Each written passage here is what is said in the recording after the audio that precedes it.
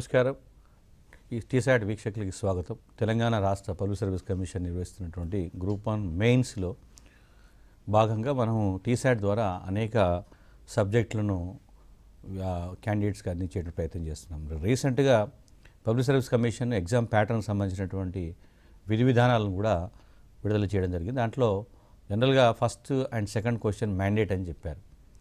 So మెయిన్స్కి సంబంధించి అభ్యర్థులు గతంలో ఉన్నటువంటి జనరల్గా భావన ఏంటంటే ఇంటర్నల్ చాయిస్ ఉంటుంది కాబట్టి మనం కొంత సిలబస్ను అవాయిడ్ చేయొచ్చు అనేటువంటి సందర్భం ఉండేది. బట్ ఇప్పుడు 1-2 క్వశ్చన్స్ కంపల్సరీ అనేసరికి మనకు చాయిస్ తక్కువగా ఉన్నటువంటి సందర్భం ఉంది. సో ఈ నేపథ్యంలో అభ్యర్థులు మరింత జాగ్రత్తగా మరింత సైంటిఫిక్గా ప్రిపేర్ కావాల్సినటువంటి అవసరం ఉంది. ఎందుకంటే ఇది రిలేటివ్ కాంపిటీషన్, అందరికీ సమస్య ఉంటుంది. బట్ మనం ప్రిపరేషన్లో చాలా టాపిక్స్ను కవర్ చేయాల్సినటువంటి అవసరం కూడా ఉంటుంది.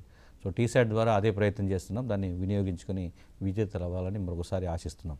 ఇక ఈరోజు టాపిక్ కనుక వస్తే మనం ఈ పేపర్ 3 సెక్షన్ 1కి సంబంధించి చెప్పేటప్పుడు అదేవిధంగా పేపర్ 4 సెక్షన్ ఇప్పుడు మనం గతంలో సొసైటీకి సంబంధించినటువంటి విషయాలను కూడా చూసాం, అట్లాగే ఎకానమీకి సంబంధించిన విషయాలను కూడా చూస్తున్నాం.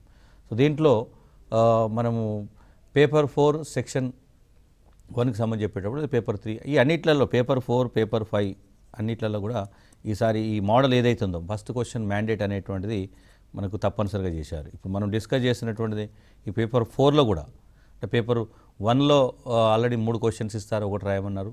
అట్లాగే పేపర్ 2 నుంచి పేపర్ 6 వరకు అన్నిట్లో కూడా మనకి ఒకటే సిస్టము ఇచ్చారు. ఇక్కడ ఈ సందర్భంలో గమనించాల్సింది ఏంటంటే ఇంటర్నల్ చాయిస్ అనేది ఫస్ట్ అండ్ సెకండ్ క్వశ్చన్స్కి లేకుండా చేయడం ద్వారా అభ్యర్థులు కొంత ఇబ్బంది పడే అవకాశం ఉంటుంది. బట్ సైంటిఫిక్గా ప్రిపేర్ అయితే ఆ సమస్యను అధిగమించవచ్చు. ఇక మనం చెప్పేటువంటి టాపిక్ ఏది పేపర్ 4 సెక్షన్ 3కి సంబంధించి చెప్పేటప్పుడు అభివృద్ధి మరియు పర్యావరణ సమస్యలు ఏదైతుందో అభివృద్ధి మరియు పర్యావరణ సమస్యలకు సంబంధించి చెప్పేటప్పుడు ఈ పర్యావరణ సమస్యల్లో అది ప్రధానమైనటువంటి సమస్య యూనిట్ 4లో పేర్కొన్నటువంటిది వాయు కాలుష్యం.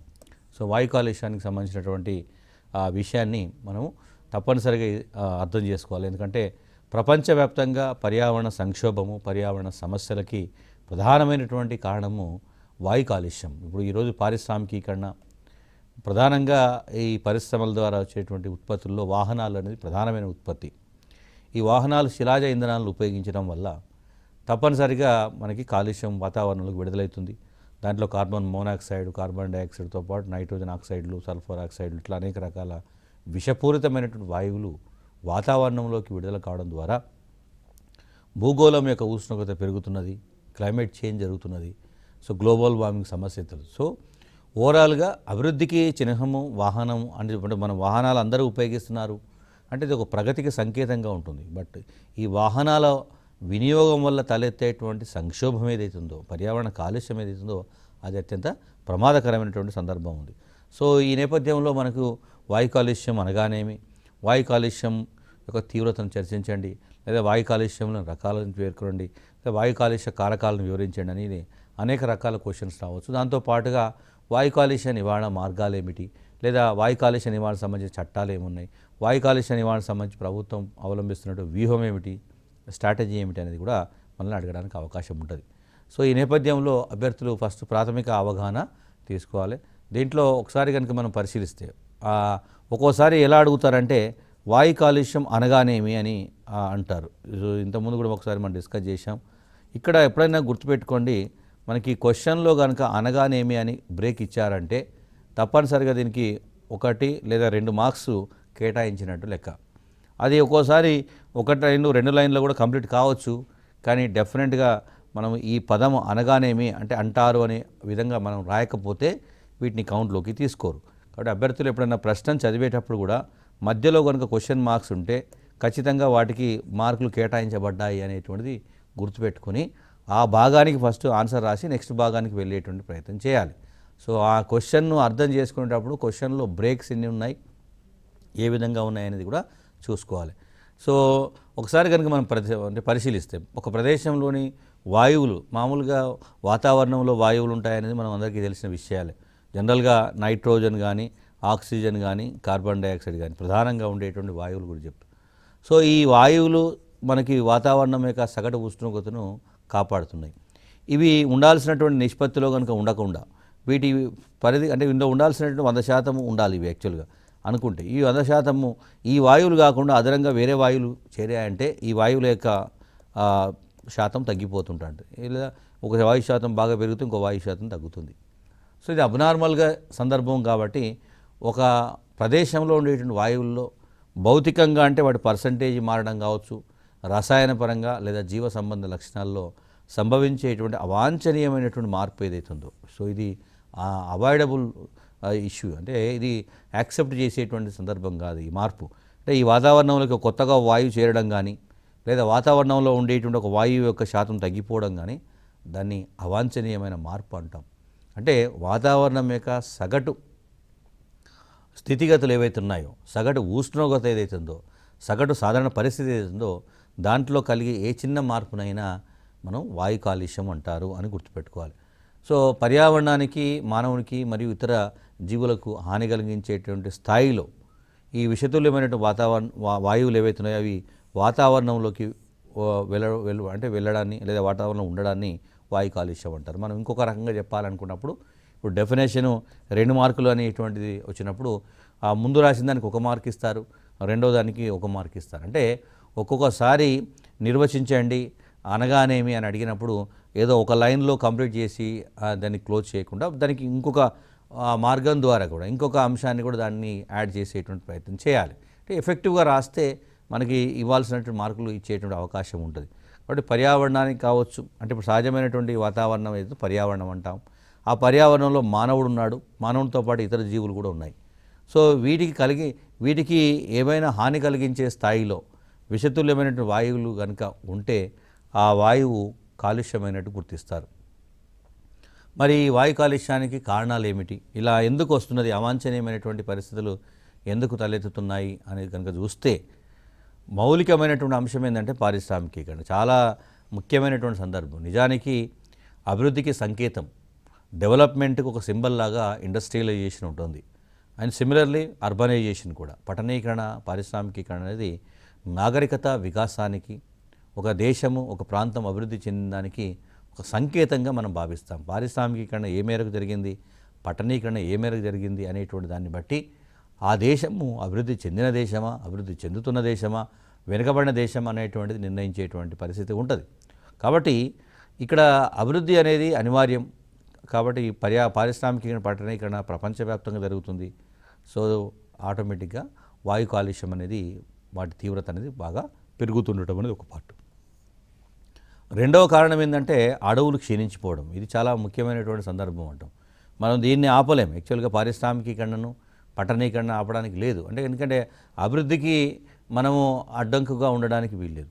కానీ అదే సమయంలో ఈ వాతావరణంలో ఏవైనా విషతుల్యమైనటువంటి వాయువులు, ముఖ్యంగా కార్బన్ డైఆక్సైడ్ లాంటి విషతుల్యమైనటువంటి వాయువులు అవి విడుదలైనప్పుడు అవి అలాగే ఉండిపోతాయి. కానీ అడవులు కనుక ఉండాల్సినటువంటి స్థాయిలో, ఇప్పుడు మనకు కనుక ఏం చెప్తారు, ఒక నిర్దిష్ట భౌగోళిక ప్రాంతంలో కనీసం 33% పైబడి అడవులు ఉండాలని చెప్తారు. అంటే దాని ఉద్దేశం ఏంటంటే అక్కడ విడుదలయ్యేటువంటి విషవాయువులను అడవులు తమకు అనుకూలంగా మలుచుకొని కిరణజన్య సంయోగక్రియ ద్వారా అవి ఆహారాన్ని తయారు చేసుకునేటువంటి వెసులుబాటు ఉంటుంది, అవకాశం ఉంటుంది.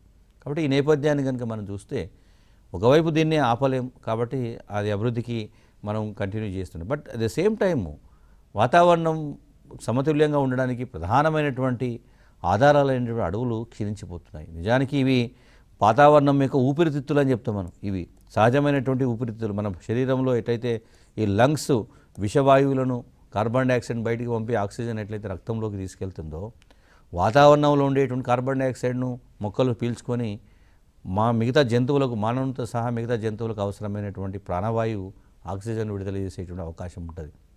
బట్ ఇవి క్షీణించడం అనేది ప్రమాదకరమైన సంకేతం. వాయు కాలుష్యానికి ప్రధానమైనటువంటి కారణము అడవుల క్షీణతనగా చెప్పేది. ఎందుకు అంటే ఈ పారిశ్రామిక పట్టణీకరణ ద్వారా వచ్చేటువంటి వాయువులు ఏవైతున్నాయో వాటిని ఇవి పీల్చుకోగలుగుతాయి. కానీ ఇవి క్షీణిస్తే ఆ వాయువులు అలాగే ఉండిపోతాయి. అదొక ప్రధానమైనటువంటి అంశం. మరొక ముఖ్యమైన అంశం ఏంటంటే జనాభా పెరుగుదల. సో జనాభా ఎప్పుడైతే పెరుగుతున్నదో ఆటోమేటిక్గా దానికి తగ్గట్టుగా పట్టణాలు విస్తరిస్తాయి, పారిశ్రామిక ఉత్పత్తులు పెరగాల్సిన అవసరం ఉంటుంది. అదే సమయంలో ఈ అటవీ భూములను కూడా నివాసాలకు మలిచేటువంటి ప్రయత్నం చేస్తారు. సో ఫలితంగా ఆటోమేటిక్గా అటు పట్టణీకరణ వేగవంతమవుతుంది, అడవులు క్రమంగా క్షీణించిపోయేటువంటి ప్రమాదం ఉంటుంది. అట్లాగే శాస్త్ర సాంకేతిక రంగాల్లో జరుగుతున్నటువంటి అభివృద్ధి ఏదైతుందో, డెవలప్మెంట్ ఏదైతుందో, సో దీని ద్వారా అనేక రకాల ఉత్పత్తులు వస్తాయి. ఆ ఉత్పత్తులను వినియోగించేటువంటి సందర్భం ఉంటుంది. అవి వినియోగించినప్పుడు వాటి బై ప్రోడక్ట్స్ ఉత్పన్నాలుగా మనకి అనేక రకాల కాలుష్యకాలు బయటికి విడుదలవుతాయి. అట్లాగే ముఖ్యంగా ఈ మనకి ఇందాక చెప్పినట్టు శాస్త్ర సాంకేతిక రంగాల్లో అభివృద్ధి జరగడం ద్వారా మనకి నూతనంగా అనేక రకాల మానవుడు అత్యంత విలాసవంతంగా జీవించడానికి అవసరమైనటువంటి వ్యవస్థలను ఏర్పాటు చేసుకుంటే దాంట్లో వాహనాలు అనేవి ముఖ్యమైనవి. ఈ వాహనాల వినియోగం పెరగడం, మనకి ఇప్పుడు చూడండి ప్రతి ఒక్కరికి కూడా కనీసం ఒక వాహనము తప్పనిసరిగా ఉండేటువంటి దశకు చేరుకున్నాం. సో అదేవిధంగా అంటే 2 వీలర్స్ నుంచి 4 వీలర్ వరకు మారుతున్నటువంటి సందర్భం. ప్రతి ఒక్కరు కూడా ఖచ్చితంగా ఒక వాహనాన్ని కలిగి ఉండటం అనేది అంటే అది జీవన విధానంలో ఒక భాగం. ఒక ప్రాంతం నుంచి మరో ప్రాంతానికి వెళ్ళాలి, జీవనోపాధిని పొందాలి అన్నప్పుడు వాహనం అనేది అనివార్యం. అది కాబట్టి ఆ వాహనం నడవాలంటే శిలాజ ఇంధనాలు డీజిల్ కానీ పెట్రోల్ కానీ తప్పనిసరిగా వాడాల్సి వస్తుంది. సో డీజిల్ వినియోగం లేదా పెట్రోల్ వినియోగం పెరిగే కొద్దీ అవి దహనం చెందడం, పాక్షికంగా దహనం చెందడం వల్ల మనకు అనేక రకాల విషపూరితమైనటువంటి వాయువులు, carbon dioxide, carbon monoxide, nitrous ఆక్సైడ్లు ఇవన్నీ కూడా వాతావరణంలోకి విడుదలవుతున్నాయి. అదేవిధంగా ఒకప్పుడు భారతదేశం లాంటి సంప్రదాయ దేశాలు పాశ్చాత్య దేశాల జీవితానికి అలవాటు పడుతుంది.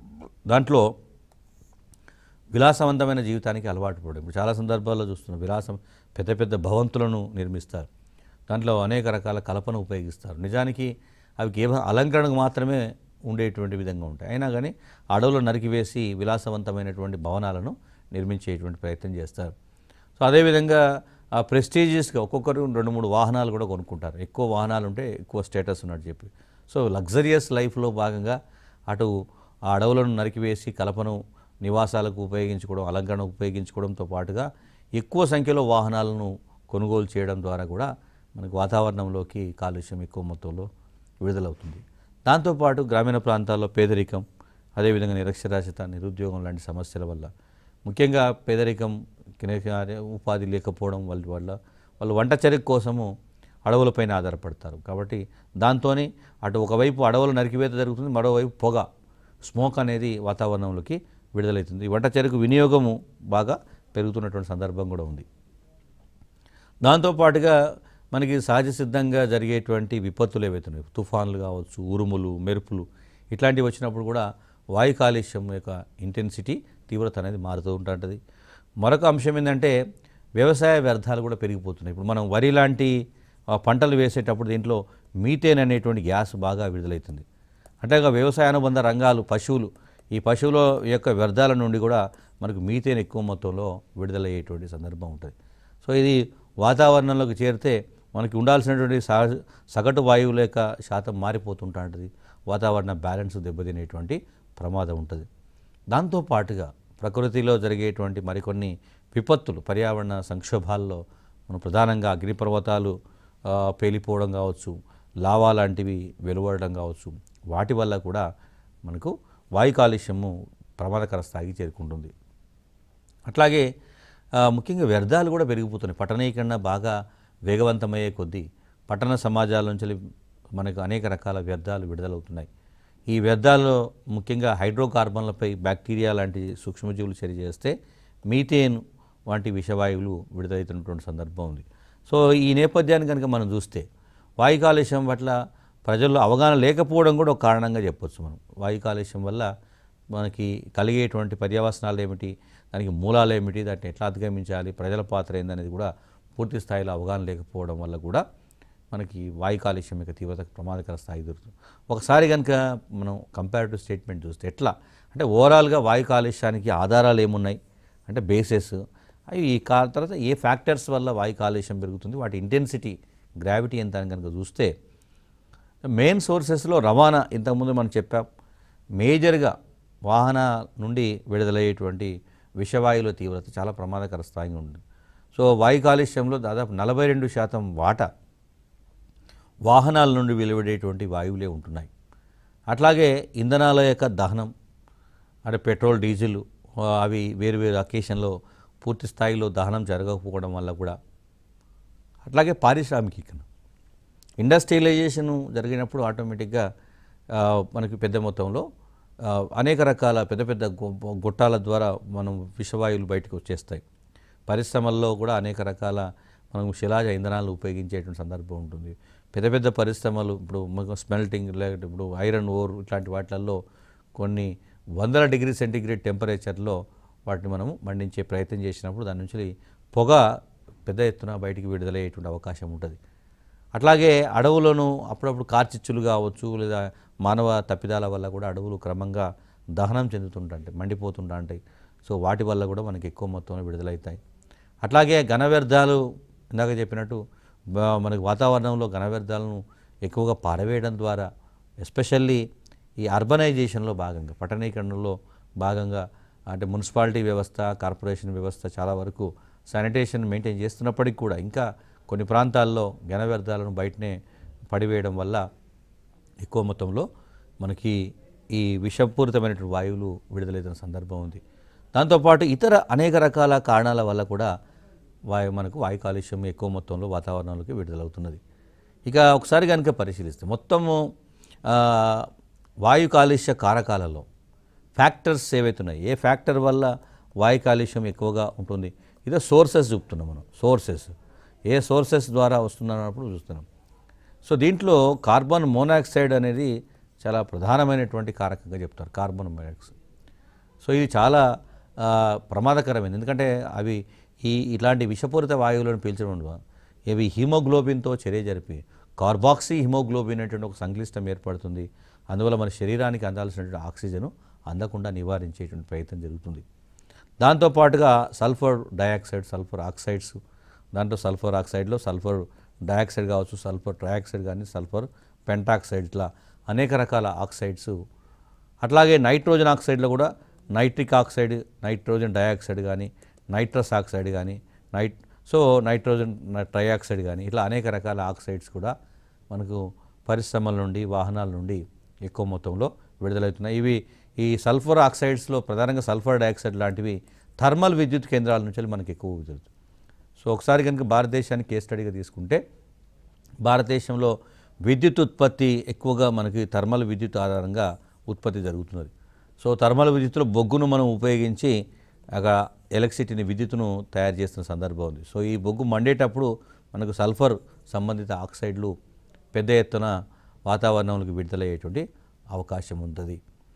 అట్లాగే పరిశ్రమల నుంచి కూడా మనకు నైట్రోజన్ ఆక్సైడ్స్ ఎక్కువగా, ఎస్పెషల్లీ అమోనియా లాంటివి కూడా ఇందులో మనకి వ్యవసాయంలో ఎరువులను ఎక్కువగా ఉపయోగించినప్పుడు, ఈ యూరియా కానీ, ఫాస్ఫేట్స్ కానీ ఇట్లాంటివి ఎక్కువగా ఉపయోగించినప్పుడు, అదేవిధంగా క్రిమి సంహారకాలను ఉపయోగించినప్పుడు కూడా నైట్రోజన్ సంబంధిత ఆక్సైడ్లు ఎక్కువ మొత్తంలో వాతావరణంలోకి విడుదలయ్యేటువంటి సందర్భం ఉంది. దాంతోపాటు మరికొన్ని పార్టికల్స్ కూడా ఉంటాయి, అలాగే హైడ్రోకార్బన్స్ కూడా ఎక్కువ మొత్తంలో విడుదలవుతున్నటువంటి సందర్భం ఉంది. సో ఈ నేపథ్యాన్ని కనుక మనం చూస్తే, సో ఓవరాల్గా వాయు కాలుష్యానికి సంబంధించినటువంటి ఆధారాలు ఎట్లా ఉన్నాయి, అట్లాగే ఏ కారకాల వల్ల వాయు కాలుష్యం యొక్క తీవ్రత ఎక్కువగా ఉన్నదనేది దీన్ని బట్టి మనం అర్థం చేసుకోవచ్చు. సో ఈవెన్ ఎగ్జామ్లో రాసేటప్పుడు కూడా జస్ట్ ఒక టేబుల్ లాగా వేసేసి, సో దాన్ని అంటే అవసరాన్ని బట్టి కొన్ని ఫ్లో చార్ట్స్ కూడా వేసుకునేటువంటి అవకాశము ఉంటుంది. సో ఈ కారకాలలో కొన్ని ముఖ్యమైన వాటిని కనుక మనం చర్చిస్తాం. For example carbon monoxide. So carbon monoxide అనేది ప్రపంచంలో అత్యధిక మోతాదులో విడుదలవుతున్నటువంటి వాయు కాలుష్యం అంటాం. సో నిజానికి అన్నీ మిగతా వాటితో కంపేర్ చేస్తాం అంటే 47% వాటా కలిగి ఉంది కాబట్టి ప్రపంచంలో అత్యధిక మోతాదులో విడుదలవుతున్నటువంటి వాయు కాలుష్య కారకంగా కార్బన్ మోనాక్సైడ్ను పరిగణించడం జరుగుతుంది. ఎక్కువగా ఎట్లా అంటే ఎస్పెషల్లీ బొగ్గు కానీ, పెట్రోల్ లాంటి ఈ శిలాజ ఇంధనాలు ఈ పాక్షికంగా దహనం చెందడం వల్ల విడుదలవుతుంది. అది గుర్తుపెట్టుకోవాలి మనం. కార్బన్ మోనాక్సైడ్ ఎందుకు పెద్ద మొత్తంలో వస్తుందంటే, నిజానికి మనకి వాహనాల నుంచి వచ్చేటప్పుడు వాహనాలకి 15 సంవత్సరాల లైఫ్ ఇస్తారు యాక్చువల్గా. సో ఇది ఎందుకు ఇస్తారంటే, ఈ 15 సంవత్సరాల వరకు ఈ డీజిల్ లేదా పెట్రోల్ను పూర్తి స్థాయిలో దహనం చెందించేటువంటి సామర్థ్యం ఇంజన్కి ఉంటుంది. ఇది దాటిన తర్వాత ఇంజన్కు సామర్థ్యం తగ్గుతుంది కాబట్టి ఈ పెట్రోల్, డీజిల్ యొక్క దహనం అనేది సంపూర్ణ స్థాయిలో జరగదు కాబట్టి కార్బన్ మోనాక్సైడ్ ఎక్కువ మొత్తంలో విడుదలవుతుంది. మన ఒక వెహికల్ స్టార్టింగ్లో ఎక్కువ మైలేజ్ వస్తుంది. మైలేజ్ ఎక్కువ ఎందుకు వస్తుంది అంటే, మనం పోసినటువంటి డీజిల్ కానీ, పెట్రోల్ కానీ పూర్తి స్థాయిలో దహనం జరుగుతుంది కాబట్టి. అంటే కొత్త వెహికల్స్లో ఇప్పుడు మనకి భారత్ భారతదేశానికి సంబంధించి కొన్ని ప్రమాణాలు కూడా పెట్టాం మనం. సో యూరో 1 యూరో 2కి సంబంధించినటువంటి ప్రమాణాలు, భారత్ సంబంధించినటువంటి ప్రమాణాలు. దీంట్లో ఉద్దేశం ఏంటంటే పెట్రోల్, డీజిల్ లాంటి శిలాజ ఇంధనాలను పూర్తి స్థాయిలో మండించేటువంటి కెపాసిటీ ఉన్నటువంటి ఇంజన్స్ మాత్రమే తయారు చేయాలి. ఆ ఇంజన్ సామర్థ్యం తగ్గినప్పుడు వాటిని రోడ్ల మీద తిరగడానికి అవకాశం ఇవ్వకూడదు అనేటువంటి సందర్భం ఉంది. బట్ చాలా సందర్భాల్లో మనం చూస్తాం బయట 15 సంవత్సరాల దాటినటువంటి వెహికల్స్ అన్నీ కూడా ఆటోమేటిక్గా రోడ్డు మీద ఉండకూడదు రూల్ ప్రకారం. ఎందుకు అంటే అవి పాక్షికంగా దానం చెందిస్తాయి. సో అందుకే మనకు మైలేజ్ కూడా తక్కువ వస్తుంది. అవి ఎక్కువ ఉండటం వల్ల ఇప్పుడు చాలా సందర్భం పొగగొట్టాల నుంచి ఏదైనా వెహికల్ వెళ్తున్నప్పుడు ఎక్కువ మొత్తంలో మనకు కాలుష్యం విడుదలవుతుంది. సో అది ప్రమాదం కాబట్టి వాటిని నిషేధించడం జరిగింది.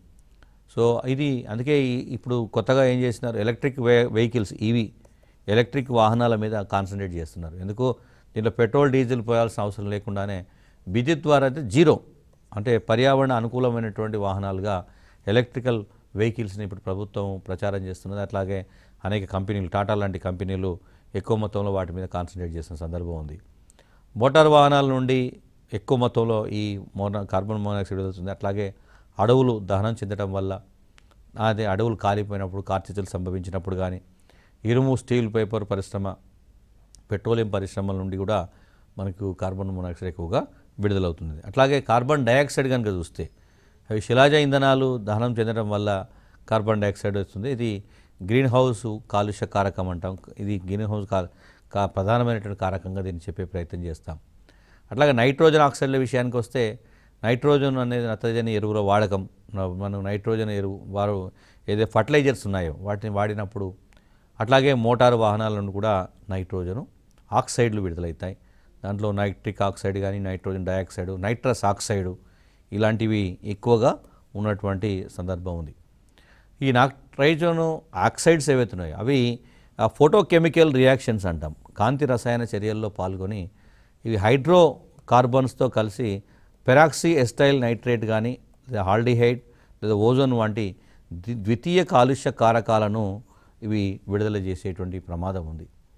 ఇవి నార్మల్గా ఒకసారి వాతావరణంలో విడుదలైతే అవి ఎక్కడికక్కడ స్థిరంగా ఉండకుండా అది అనేక రకాల ఇతర కాలుష్య కారకాలతో చర్య జరిపి కాంతి రసాయన చర్యలో పాల్గొని అవి ఇతర ప్రమాదకరమైనటువంటి వాయువులను ఉత్పత్తి చేస్తాయి. ఫర్ ఎగ్జాంపుల్ పెరాక్సీ ఎస్టైల్ నైట్రేట్ కావచ్చు, లేదా ఆల్డిహైడ్, ఓజోన్ వంటి సెకండరీ పొల్యూటెంట్ ఏవైతే ఉన్నాయో, ఫ్యాక్టర్స్ ఏవైతే ఉన్నాయో వాటిని ఏర్పరుస్తుంది. సో అంతేకాకుండా ఇవి పొగమంచు, బయట ఉండే పొగమంచుతో కలిసి కాంతి రసాయన మంచు, ఫోటోకెమికల్ స్మోగ్ అంటాం. కాంతి రసాయన పొగమంచును కూడా ఏర్పాటు చేసి, అంటే ఇది ఇంకా ప్రమాదకరమైనది. మనకు శ్వాస తీసుకోవడానికి కూడా అవకాశం ఉండదు. అనేక రకాల ఊపిరితిత్తులకు సంబంధించిన సమస్యలు తలెత్తుతాయి. అట్లాగే సల్ఫర్ ఆక్సైడ్ల విషయానికి వస్తే ఈ కార్బన్ మోనాక్సైడ్ తర్వాత ఎక్కువగా విడుదలయ్యేటువంటి వాయు కాలుష్య కారకంగా చెప్తాం. ప్రధానంగా ఇవి ఎక్కడి నుంచి విడుదలవుతాయి అని చూస్తే ఎరువుల పరిశ్రమ, థర్మల్ విద్యుత్ కేంద్రాల నుండి ఎక్కువ మొత్తంలో విడుదలవుతాయి. అట్లాగే వాహనాల నుండి, నూనె శుద్ధి కర్మాగారాలు, ఇది చాలా ప్రమాదకరమైనటువంటి స్థాయిలో దీని ఇంటెన్సిటీ కనబడుతుంది. అట్లాగే విద్యుత్ ఉత్పత్తి కేంద్రం, మనం ఇంతకుముందే డిస్కస్ చేసాం. ఈ బొగ్గు ఆధారిత విద్యుత్ ఉత్పత్తి ఎక్కడైతుందో ఆ థర్మల్ విద్యుత్ కేంద్రాలు అంటాం. సో వాటి నుండి మనకు సల్ఫర్ ఎక్కువగా విడుదలయ్యేటువంటి సందర్భం ఉంది. అట్లాగే మనం రేణు పూరిత అంటే కాలుష్య కారకాల్లో పార్టికల్స్ తీసుకుంటే దాంట్లో ఏరోజాల్స్, ఇవి చాలా ప్రమాదకరమైనటువంటివి. ఒక మైక్రోమీటర్ కంటే తక్కువ పరిమాణంలో ఉంటాయి. కొన్ని సందర్భాల్లో ద్రవ రూపంలో, మరి కొన్ని సందర్భాల్లో ఘన రూపంలో ఉండేటువంటి ఈ సంక్లిష్టమైనటువంటి రసాయన నిర్మాణాలు వాతావరణంలో అనేక రకాల అవాంఛనీయమైనటువంటి మార్పులకు కారణమవుతాయి. దాంతోపాటుగా ధూళి రేణువులు ఉంటాయి. మైక్రోమీటర్ కంటే తక్కువ అంటే ఉన్నటువంటి ఏరోజాల్స్తో పాటు మైక్రోమీటర్ కంటే ఎక్కువగా ఉండేటువంటి అంటే వారి పరివృత్తం రేడియస్ ఎలా రేణువులు ఉంటాయో వాటి ద్వారా కూడా మనకి ప్రమాదం పొంచి ఉంటుంది.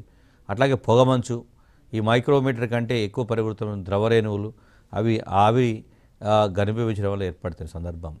అట్లాగే హైడ్రోకార్బన్ సమ్మేళనాలు ఉంటాయి. అవి అనేక రకాల పరిశ్రమల నుంచి, తోలు పరిశ్రమ, రంగుల పరిశ్రమ నుండి, జంతువుల మృత కళేబరాల నుండి, అదేవిధంగా ఎక్కువ కాలము నిలువ ఉన్నటువంటి పారిశ్రామిక వ్యర్థాల నుండి, శిలాజ ఇంధనాల నుండి ఇవి విడుదలయ్యేటువంటి అవకాశం ఉంది. అట్లాగే అమ్మోనియా విషయానికి వస్తే రెఫ్రిజిరేటర్స్ నుంచి మనకు ప్లాస్టిక్, పేలుడు, ఔషధ పరిశ్రమల నుండి అమ్మోనియా ఎక్కువగా విడుదలవుతుంది. అట్లాగే ఫ్లోరైడ్ సమ్మేళనాల విషయానికి వస్తే అది క్లోరోఫ్లోరో కార్బన్ల నుండి ఈ ఓజోన్ ఏవైతే ఉన్నాయో అంటే ఈ క్లోరోఫ్లోరో కార్బన్లు చాలా ప్రమాదకరమైనది. ఇవి ఓజోన్ పొర క్షీణతకు కారణమవుతుంటారు. ఫలితంగా మనకు విశ్వంలో ఉన్నటువంటి యూవీ రేస్ భూమిని చేరుతాయి. ఫలితంగా అనేక రకాల క్యాన్సర్ లాంటి ప్రమాదకరమైనటువంటి వ్యాధులు ఈ మధ్య కాలంలో ఎక్కువగా కనబడుతుంది. క్యాన్సర్ పేషెంట్స్ ఎక్కువగా మనం ఈ మధ్య వింటున్నాం ఈ కాన్సెప్ట్. సో ఈ కాన్సెప్ట్ ఏంటంటే ఈ క్లోరోఫ్లోరో కార్బన్లు ఎక్కువగా విడుదలవుతాయి. ఇవి అనేక రకాల విలాసవంతమైనటువంటి వస్తువుల నుండి ఉత్పత్తి అవుతాయి. కాబట్టి ఇప్పుడు మనం ఫ్రిడ్జ్లు, ఏసీలు ఇట్లాంటివి ఎక్కువగా వినియోగించే కొద్దీ వాటి నుండి ఈ విషపూరితమైన రసాయనాలు విడుదలవుతున్నాయి. ఫలితంగా అవి ఓజోన్ పొరను దెబ్బతీస్తున్నాయి. ఓజోన్ పొరకు రంధ్రం ఏర్పడుతుంది. ఫలితంగా అల్ట్రావైలెట్ రేసు భూమిని చేరుతున్నాయి. ఇవి అనేక రకాల వ్యాధులకు కారణమవుతున్న సందర్భం. సో ఈ వాయు కాలుష్యం వల్ల కలిగేటువంటి ప్రభావం అంటే ఇంపాక్ట్ కనుక చూస్తే సో దాదాపు ప్రతి సంవత్సరం సగటున 20 లక్షల మంది మరణించినటువంటి సందర్భం ఉంది యావరేజ్గా చూస్తే. అది అధికారికంగా గుర్తించబడినటువంటి లెక్కల ప్రకారం. అట్లాగే దాదాపు 288 రకాల జీవరాశులు అంతరించిపోతున్నట్లు అనేక అధ్యయనాల్లో వెల్లడైంది. కొన్ని ఎగ్జాంపుల్ కనుక చూస్తే కార్బన్ మోనాక్సైడ్ని పీల్చడం వల్ల అవి రక్తంలో హీమోగ్లోబిన్తో కలిసి ఇందాక చెప్పాం కార్బాక్సీ హీమోగ్లోబిన్ అనేటటువంటి ఒక సంక్లిష్టం ఏర్పడుతుంది. ఇది హీమోగ్లోబిన్ మామూలుగా హీమోగ్లోబిన్ ఏం చేస్తుందంటే హెచ్బి ఇది ఆక్సిజన్ను మనకు రవాణా చేస్తుంటుంది కణాలకు. ఈ కణాలకు రవాణా చేసేటువంటి ఈ హీమోగ్లోబిన్తో కార్బన్ మోనాక్సైడ్ చర్య జరిపి కార్బాక్సీ హీమోగ్లోబిన్ ఏర్పడితే అప్పుడు హీమోగ్లోబిన్కు ఆక్సిజన్ తీసుకుపోయేటువంటి సామర్థ్యం ఉండదు. కాబట్టి కణానికి ఆక్సిజన్ అందకపోతే కణము తన యొక్క జీవక్రియలు జరుపుకునేటువంటి అవకాశము కనపడదు. దానివల్ల ఇంకేమవుతుంది, తలనొప్పి, అలసట, కంటి చూపు మందగించడం, శ్వాస సమస్యలు, అదేవిధంగా చివరికి మరణం కూడా సంభవించవచ్చు. ఇప్పుడన్నా మనం అందుకే ఏదైనా బయటికి వెళ్తే మనం బాగా కాలుష్యం ఉన్నటువంటి ఆ ప్లేసెస్కి వెళ్ళామనుకోండి, వాహనాల నుంచి విడుదలయ్యేటువంటి అనేక రకాల వాయువులను పీల్చి కనుక మనం వస్తే కామన్గా తలనొప్పి, అలసట, కొంత బ్లర్డ్, అదేవిధంగా శ్వాస తీసుకోవడం ఇబ్బంది జరుగుతుంటుంది.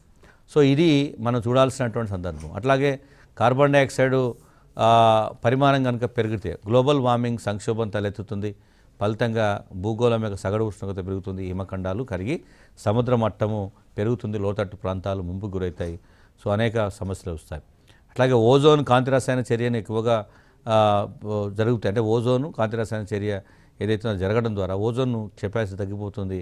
అట్లాగే ఈ పొగ కాంతి రసాయన పొగను పీల్చడం వల్ల మనకి అనేక రకాల వ్యాధులు, ఛాతీ నొప్పి, శ్వాస సమస్యలు, అదేవిధంగా గొంతులో ముక్కులో మంట, దగ్గు లాంటివి కలుగుతాయి. సల్ఫర్ డయాక్సైడ్ లాంటివి వేస్తే పత్రాల్లో మనకి పత్రహారితం క్షీణిస్తుంది. ఫలితంగా కిరణజన సమయక్రియ ఆటంకం ఏర్పడుతుంది. అట్లాగే మన మనుషులు కనుక పిలిస్తే వీటికి ఆస్తమా, క్రానిక్ బ్రాంకైటిస్ లాంటి వ్యాధులు. అట్లాగే కొన్ని కట్టడాలు కూడా తమ శోభను కోల్పోయేటువంటి అవకాశం. ఇప్పుడు తాజ్మహల్ లాంటి నిర్మాణాలు బలహీనపడడానికి లేదా వాటి ఉండేటువంటి అట్రాక్టివ్నెస్ తగ్గిపోవడానికి సల్ఫర్ డయాక్సైడ్ ఇప్పుడు మనకి చాలా సందర్భాల్లో చూస్తున్నాం. పెద్ద పెద్ద మాన్యుమెంట్స్ కానీ మనకు హెరిటేజ్ ఉన్నటువంటి వాటి ఇంపాక్ట్ పసుపు రంగులోకి మారుతున్నటువంటి సందర్భం ఉంది. అట్లాగే బెంజిన్, ఫార్మాల్డిహైడ్, లెడ్, కాడ్మియం లాంటి ఈ విషపూరితమైన రసాయనాల వల్ల కొన్ని సందర్భాల్లో ఉత్పరివర్తనాలు, మ్యుటేషన్స్ కూడా జరుగుతాయి. జన్యు సంబంధమైన సమస్యలు తలెత్తవచ్చు. అట్లాగే కాంతి రసాయన పొగమంచు వల్ల కంటిలో దురద ఏర్పడుతుంది, శ్వాస సమస్యలు, గొంతులో మంట కలుగుతుంది. అట్లాగే పెరాక్సీ ఎస్టైల్ నైట్రేట్ లాంటి విషపూరితమైన వాయువుల వల్ల శ్వాస సమస్యలు తలెత్తాయి. ఇంతకుముందే చెప్పాం క్లోరోఫ్లోరో కార్బన్ల వల్ల ఓజోన్ పొర క్షీణిస్తుంది.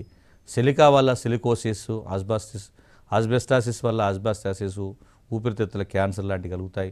లెడ్ వల్ల మనకు హై బ్లడ్ ప్రెషర్ పెరుగుతుంది, మెదడు కండరాల క్షీణత కూడా జరుగుతుంది, చివరికి పక్షవాతం కూడా కలుగుతుంది. కాడ్మియం వల్ల మూత్రపిండాలు, ఊపిరితిత్తులు, అదేవిధంగా వాయు కాలుష్యం వల్ల మానవుల్లో రోగనిరోధక శక్తి తగ్గి అనేక రకాల వ్యాధులు కలుగుతాయి. హైడ్రోకార్బన్ సమ్మేళనం వల్ల నాడీ వ్యవస్థ కూడా దెబ్బతింటుంది. అట్లాగే సల్ఫర్, నైట్రోజన్ ఆక్సైడ్లు వాతావరణంలో తేమతో సరైన చెప్తే ఆమ్ల వర్షాలు కూడా ఏర్పడతాయి. ఇది చాలా ప్రమాదకరమైనటువంటి సంకేతం. అందువల్ల వంట చెరకు వినియోగం వల్ల బయటకు వచ్చే పొగ వల్ల దాదాపు ప్రపంచవ్యాప్తంగా సగటు ప్రతి సంవత్సరం 15 లక్షల మంది మరణిస్తున్నటువంటి సందర్భం కూడా ఉంది. సో ఇవన్నీ కూడా మనం ఒకసారి చూస్తే సో ప్రభావాన్ని మనం ఎందుకు చెప్పాల్సింది, వాయు కాలుష్యం అనేది చాలా ప్రమాదకరమైనటువంటి కాలుష్యం. కాబట్టి దాన్ని నివారించాల్సినటువంటి అవసరం ఎంతైనా ఉంది అనేటువంటిది మీరు లాజికల్గా కన్క్లూడ్ చేయాల్సినటువంటి సందర్భంలో వీటన్నింటినీ కూడా ఆ సందర్భాన్ని బట్టి పొందుపరచాలి. సో ఆ విధంగా మనం ఒకసారి కనుక చూసినప్పుడు అంటే వాయు కాలుష్యం అనగానేమి, వాయు కాలుష్యానికి కారణాలు ఏమిటి, వాయు కాలుష్యం యొక్క తీవ్రత ఏ విధంగా ఉంది, వాయు కాలుష్యం వల్ల కలుగుతున్నటువంటి నష్టాలేమిటి, ముఖ్యంగా ఒకవైపు పర్యావరణానికి మరోవైపు మానవ ఆరోగ్యానికి మిగతా జీవరాశులకు కలుగుతున్నటువంటి నష్టం ఏదైతుందో దాన్ని మనం ఇక్కడ హైలైట్ చేసేటువంటి ప్రయత్నం చేయాలి.